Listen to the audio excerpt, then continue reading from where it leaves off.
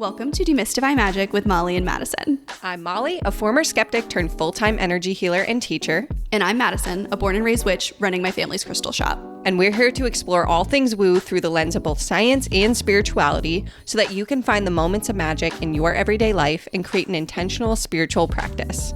So if that's what you're into, find a cozy spot, take a deep breath, and let's demystify some magic. Howdy doody, friends. Howdy and a duty, friends. Welcome back to your regularly scheduled programming. We had a little bit of a diversion from your usual podcast enjoyment last week for our 100th episode. Welcome to episode 101. Hey, pew, pew, pew, pew, pew. Pew, pew, pew, pew. How are you feeling? How are we feeling in this post-milestone world we're living in?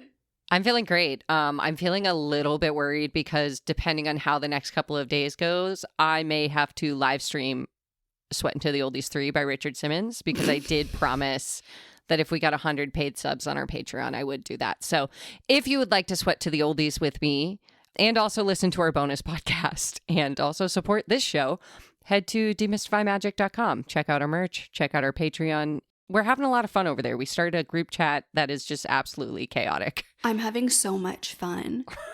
We got a message. This is how much I know about Patreon, is that we got a message in this group chat that exists on our Patreon. Like, just, it's like a feature. I made it. Oh, well, again, shows you what I know. Somebody messaged in that group chat. I was like, oh, somebody's sending us a message. And I responded as if I was only talking to that one person. And I did maybe defame the classic movie Grease. Sorry, everybody. I know we've got strong opinions on that one. But we are getting right back into it, and we are launching into a new series. I'm really excited. We're taking you back to elementary school. No. Nope. And now it's canceled. Now I'm not doing it anymore. I just slide that in because Madison wouldn't let me make that the title of the series. Fully, she said, that should we call it that? And I said, no, that's not what we should call it at all. But we are going to go through the 5 elements and talk about how they show up in our world, how they show up in our bodies, how they show up magically, energetically, how you can connect with them, how they're connected to the tarot, and all kinds of other fun stuff. And I can't wait. So we don't have to wait. Molly, what was your magic moment this week? Okay, my magic moment was my birthday was on the 16th of March. Everybody say happy birthday, Molly. Happy birthday, Molly. And I spent it in San Antonio because I went for an event that I dominated. But I'm sure that'll be my next magic moment that I tell you about. But it was so fun because I got to meet a bunch of graduates of my training program and listeners of this pod. Hi, friends. I know you're listening. And they threw me a little birthday party at this witch shop in San Antonio. And it was so fun. They made me cookies and I got a reading and I just got to meet and chill and hang out. And it was really nice because had they not done that, I would have spent my birthday in a hotel room by myself, which also would have been fun, but not nearly as cool and exciting. And I just felt so loved and so supported by not just this group, but also like all of you listening, because you all sent me really nice messages and all day my DMs were blown up and I loved it. So thank you. No. And Madison got me the best present ever. We haven't announced this on the pod yet. I know. Calling it the best present ever is a stretch, some might say. It depends on who you ask. I registered Molly and I for a fucking half marathon. Okay, we have to tell a story about how this came about because it was a crazy moment. It is like a collective magic moment. It's like a you and I magic moment. So this is a bonus magic moment for you all. Bonus magic moment. Okay, so a couple weeks ago, I was driving somewhere and I just had a thought in my head like, oh, maybe I should run a half marathon in November. I've done them in the past. Don't ask me why November specifically popped in my head, but I was just like, yeah, that could be interesting. That would really motivate me, because I'm focused on my health this year. And then I completely forgot that I had that thought until a couple of hours later. In which I messaged you because the night before I had been thinking, I really want to get back into running. But I am a person that I need a goal. I need something to go for. Yeah. I used to be a big runner. I was kind of half-heartedly getting myself in the mental state to like train for a marathon. That's something that I've always wanted to do. That's like a lofty, big one-day goal. But I just looked up half marathons near me, and there's one in St. Pete on November 16th. And so I texted Molly the next day in the afternoon because I just kept refreshing. Like I just kept going back to the page and just like reading about it and like reading where it goes through. It like passes on my favorite places in St. Pete. And I texted Molly and I was like, I think I'm going to sign up for a half marathon. Like, is that bonkers? Is that bonkers? Even though like I haven't been running. No, you said I'm thinking about doing a half marathon in November. Is that bonkers? And you said specifically said that. I thought you found out when I sent you the link. I believe it though. That's wild. No, because that's why I was like, oh my God. I want to run a half marathon in November. And so I said, well, your birthday present's handled. Yep. And the flights were extremely cheap and convenient. So. And your dad was down for a visit. So it was like all the stars aligned. It was like so perfect. It was so funny. The stars aligned. Anyways, if you want to hear about our endeavors running, I'm sure we'll talk about it over on the Patreon. I believe that to be true. Because one thing I know is when I start running, I don't shut up. I'm going to tell you about it. What was your magic moment? My magic moment is that it was Spellcrafter's birthday. Oh my God. This past weekend, my baby turned 1. Yay. And it was just like such a wonderful weekend. You know, I like posted about this on Instagram, but our first year in business, like there was just so much that was so heavy. We had to be closed so much. We had like multiple, you know, devastating hurricanes that you guys have heard me talk about. And then fucking Linda died. And so it was like really hard for me to get in the brain space of celebrating. You know, it had been like just barely 6 weeks since she passed that we were having this party. And I like all leading up to it, I was talking to Anthony of like, really just, I don't want to do this. I don't want to do this. Mm-hmm. And I did it anyways because, you know, there are just sometimes you just got to do the thing. And I knew that she would want me to too, you know? And so I bought the balloons, I got the treats, I scheduled the emails, we did the sale, and like money aside, like financial success aside, the people who showed up and showed out for us, just like making it a priority to like come in and leave us comments and send us messages and just like say what this store means to them. That's why I knew it was going to be worth doing. Mm-hmm. And it was just such a lovely time. We also had our Ostara ritual, which was the first ritual that we've like had without Linda, and Anthony led it, and it was really beautiful and really lovely.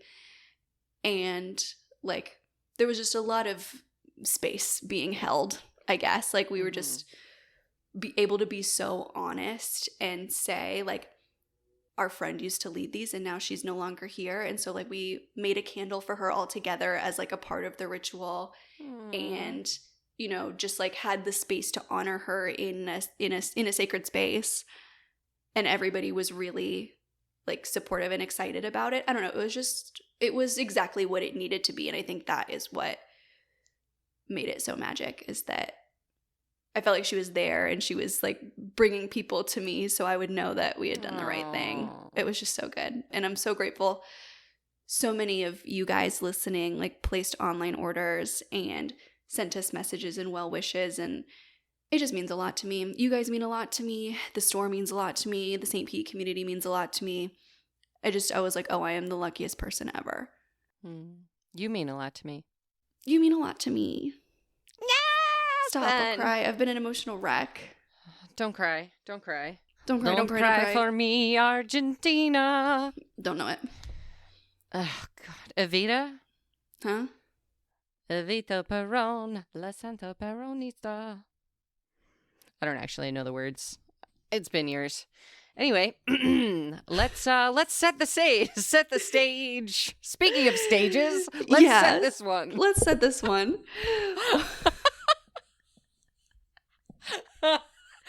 How's that first segue? We're so good at a transition. One thing about us, we are going full force into a transition. No thoughts, just vibes. No thoughts, just vibes. All right.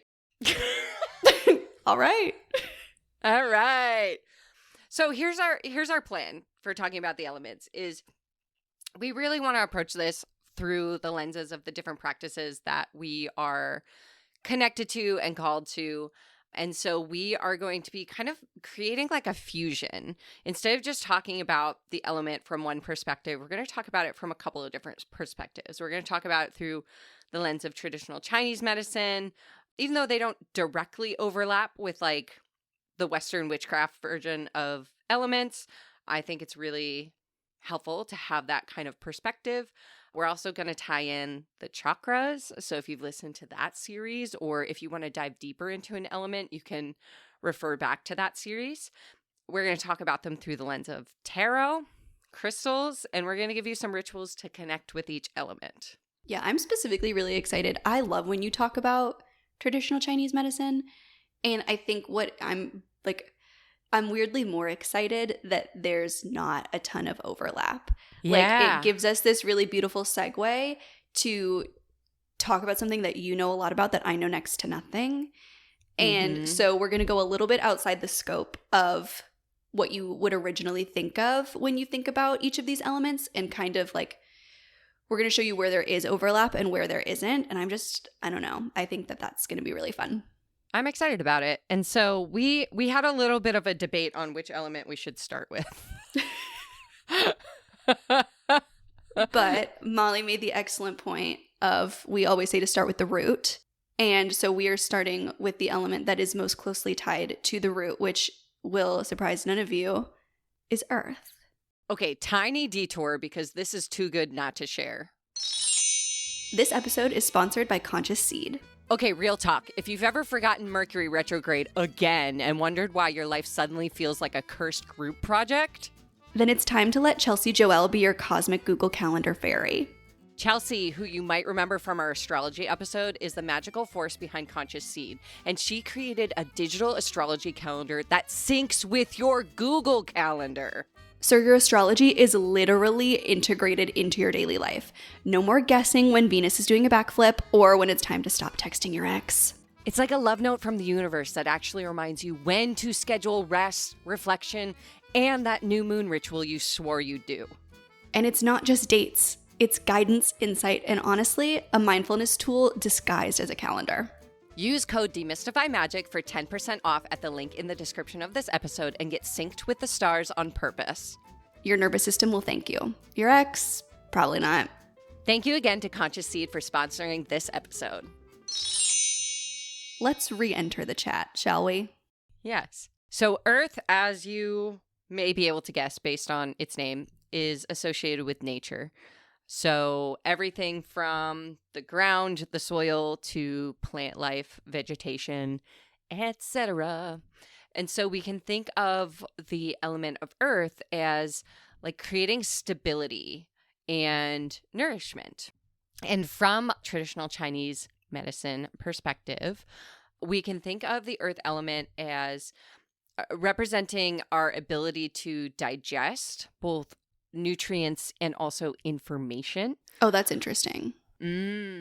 Digestion in like multiple perspectives. I had not thought about that.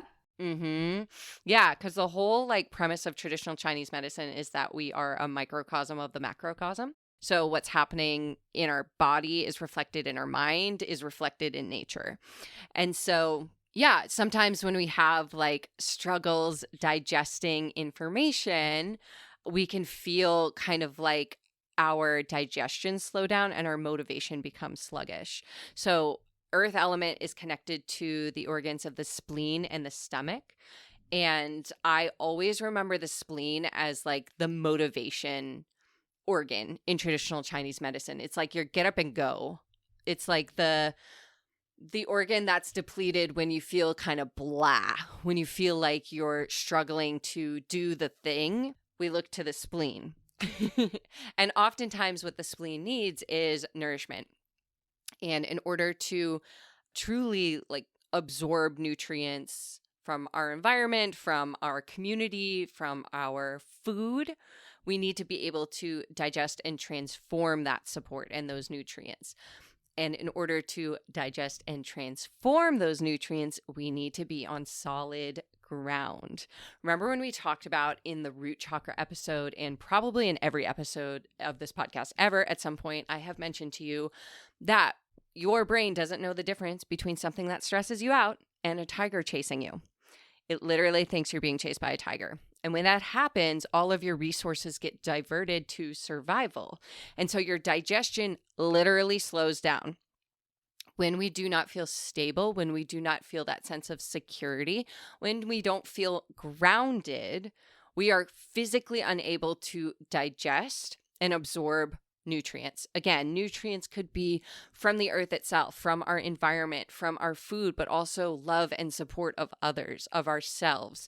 And so that can lead to this sluggishness of the spleen and this decrease in motivation.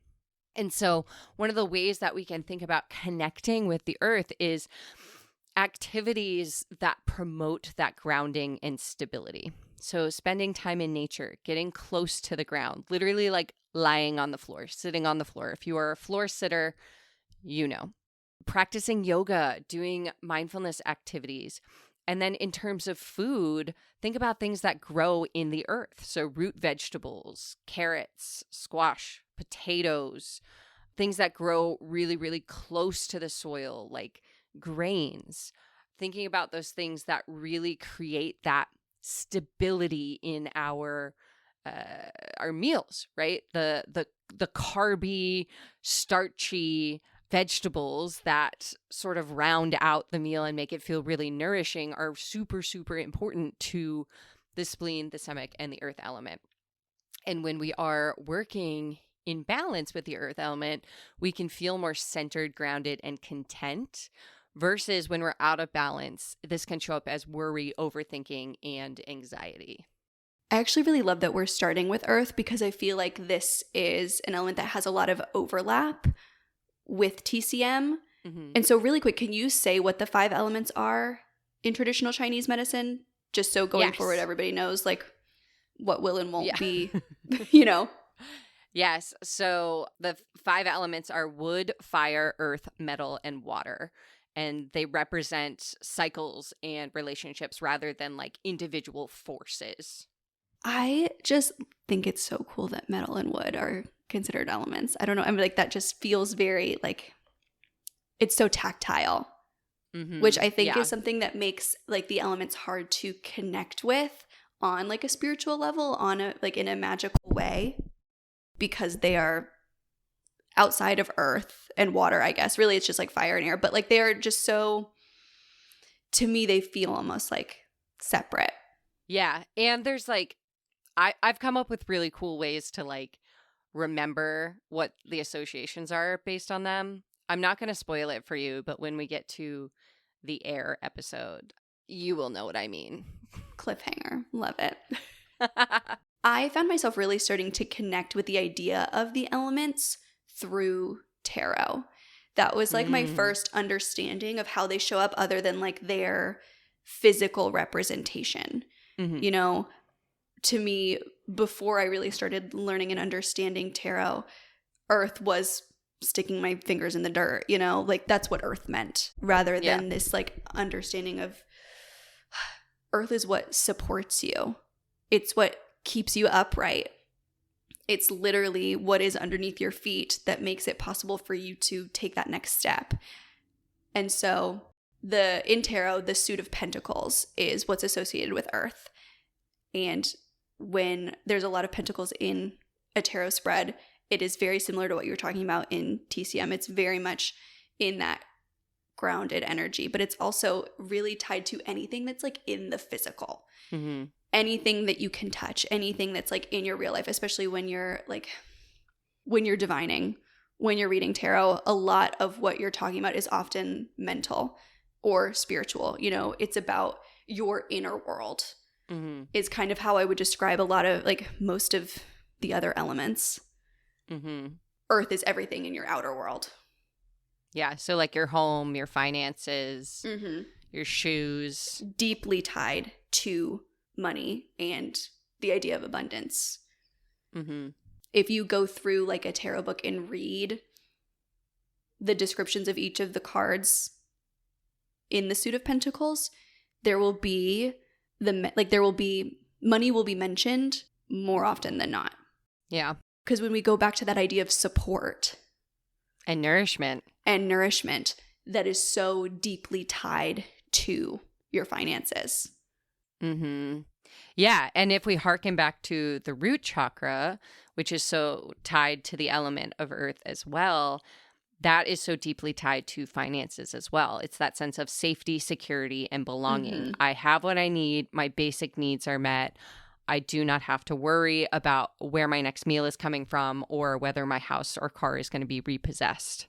Yeah, and I feel like you really can't discuss one without the other. Like you can't really leave money outside of that conversation about earth because they're so deeply tied to one another in our society. Like we, unfortunately, cannot opt out of this capitalist system that we live in, and therefore money is tied to our root. Mm-hmm. Yeah, and I think it's interesting too as we're talking about money and how it shows up in this element and hearkening back to the spleen and our like motivation, our ability to get up and go. Oftentimes money is an element of that. And I think we can fall out of balance based on our relationship to money, right? If I'm afraid of having too much money, that's going to squash my motivation to work. But if I want, all the money and all the fame and all the power, then that's going to tip that balance in the opposite direction. And so a lot of times when it comes to working with the earth, I think one of the really, really tangible ways to see where we are in that spectrum of balance versus imbalance is to just check in with our relationship to money. And I don't say that as like check in with your bank account. Because really, we're not talking about the number that's in that bank account. We're talking about how you feel about whatever that number is. Do you feel fear? Do you feel worry? Do you feel possibility? Do you feel curiosity? Do you feel peace? Do you feel excitement, motivation, right? Like anger, whatever the case may be, really noticing that relationship to money can help you start to recognize where the ground feels a little bit shaky underneath your feet, where your foundation feels a little bit unstable. Yeah. And so for me, when that kind of like earth energy comes up a lot for me, I really like to pay attention to specifically going back to tarot, I like to pay attention in my readings to where the scales are tipped in terms of suits. And so if I'm seeing a lot of like heavy pentacles energy, it might be time for me to like take a look at what my scarcity mindset might look like, where I might need a little bit more grounding, where I might be searching for a little bit more security, and how I can support myself to feeling a little bit more like energetically protected even and physically protected. Yeah. Where am I feeling like my safety is at risk? Where am I feeling out of balance at home, Yeah, I think so much of working with the earth element can be tied up in that word you said, that protection, but also boundaries. Boundaries are a form of protection, energetically and otherwise. But I think when it comes to how do I work with the earth element or how do I come back into balance, it's about those boundaries. Where are you experiencing that, out of alignment feeling? Maybe it's the scarcity. Maybe it's something at home. Maybe it's, something as simple as like skipping lunch can throw your earth energy out because, you need that nourishment to keep going. And if you don't eat, then you feel that brain fog. You have that lack of motivation, right?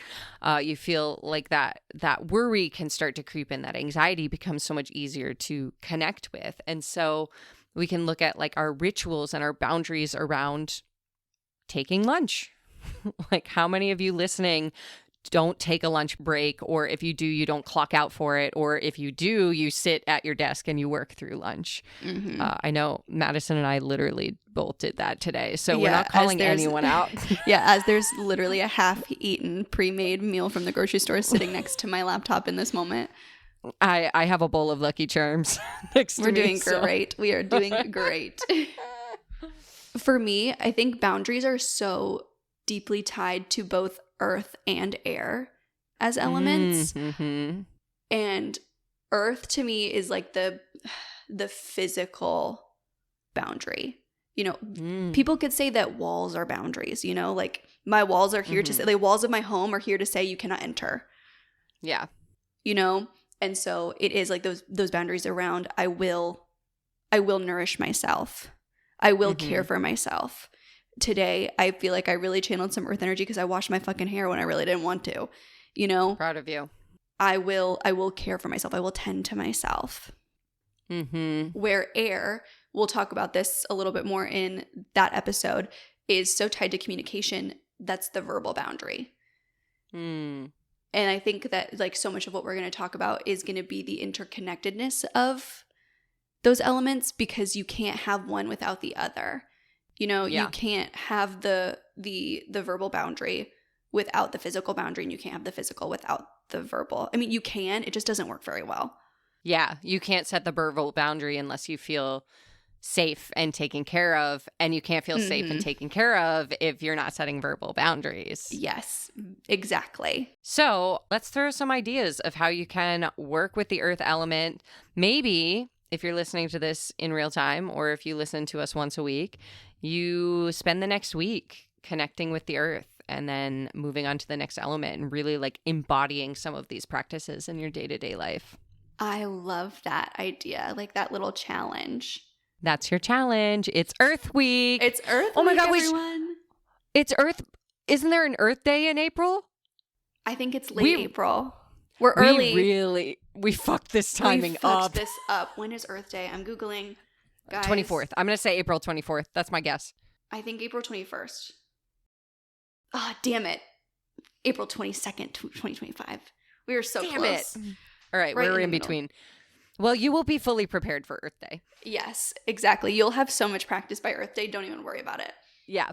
So, as we said, some things that you can do in your routines. Some kitchen magic is starting to bring in some of those root vegetables, starchy vegetables, those vegetables that grow close to the earth. Also, like, just throwing some fresh herbs on food, or salt. Salt is one of my favorite ingredients to connect with the earth element. Like literally, if you feel like spacey and disconnected from your body, eat a pretzel. Well, because it comes straight from a cave. What's more earthly than that? And it's tied to protection. Easy peasy. I also am going to state the obvious and say, put your feet in the ground. Put your hands in the dirt. Go plant something. Yeah, that especially right now where some of us are experiencing spring, you might start your little seedlings, or maybe tend to your yard or your garden or your house plants. I really love, whenever I feel really out of my earth element, it shows up in my house plants, and I repot them, or I do like some sort of fertilization, or like some sort of like care to the earth within my home. I love fertilization as a way to connect with earth, like truly stimulating, nourishing. Wait, I have a great practice that someone inspired me the other day. Hit me. A non-witch. No, I won't. I can't. You're far away. Thank you. A non-witch told me that she puts eggshells in her houseplants. Yes, it's a really great fertilizer. And I was like, it's a great fertilizer, but also eggshells for protection and to represent boundaries. Perfect earth element ritual. Love that. Nothing earthier than an eggshell. Nothing earthier than an eggshell. We've got some crystal recs for you. 3 of my favorite crystals to connect with the earth. Smoky quartz is my number 1. It's great for dispelling that worry, those like negative thoughts, those looping thoughts that keep you in your head, out of your body, away from the earth. I also really love red jasper, especially for the root, and black tourmaline for protection and grounding. But I feel like any kind of crystal work is really great for earth energy, because you want to talk about what came from the earth. The earth. Yeah. Rocks. Like finding some beautiful raw, you know, like working with not tumbled stones, like not like something that's not shaped, I think is a really great way to work with earth energy, to like really, crystals are something that connect me really deeply with the earth. And I actually didn't really even realize it until you started talking about the different stones, where the moments when I feel most in awe of our planet is when I'm looking, like when I'm at a gem show and I'm looking across this massive room filled with these beautiful things that the earth just made. And we've talked about how I don't often feel like super connected to crystals, and I think it's almost from a place of like overexposure through the shows and through shopping for the stores, that I almost feel desensitized to them. But that's the one way that I stay connected to them over and over and over again, is through this wonder from the fact that they came from the earth, and that all the different things that the earth can create. Yeah. I even feel that way about like plants and foods. Like sometimes I'll be at the grocery store and I'll be like, all these different fruits and vegetables came from seed and dirt and water. So many colors. So many colors, so many textures, so many shapes. Like, what the fuck? Why are we not talking about this more? The earth is wild. I went and got to hug some redwood trees for the first time in my life. I'm so jealous of that. That's something I really, really want to do. I love a redwood tree. I felt high after, but like also grounded. It was wild. They're so cool. They're so cool. There were like a couple we could walk into, and I was like, oh my God, I feel like I'm inside a portal. Like it was like the energy was incredibly intense. And you ever think about how trees can talk to each other? They can talk to each other through their roots. If you were a tree and I were a tree, I would send you little messages through my roots. Aww. That would mean you'd have to work on your root though. Are you implying that I don't work on my root? No, I'm implying that everyone needs to work on their root more. Fair. That was a callback to that.